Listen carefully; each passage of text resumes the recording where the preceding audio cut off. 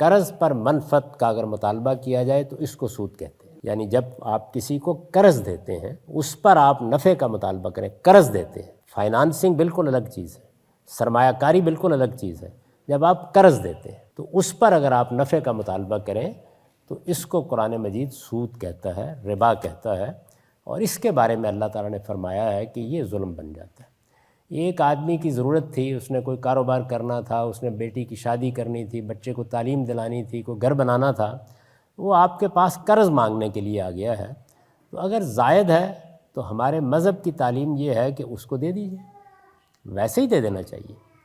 इसलिए कि आपकी ज़रूरतों से ज़ायद जो कुछ है वो माशरे ही का हक़ है, अल्लाह ने इसीलिए आपको दिया है। लेकिन अगर इसकी हिम्मत नहीं है तो कर्ज़ दे दीजिए। इससे आगे ये कहना कि अब इस कर्ज़ पर मैं नफ़ा भी लूँगा, इसको कुरान मजीद कहता है कि ये जुल्म है, ये नहीं होना चाहिए।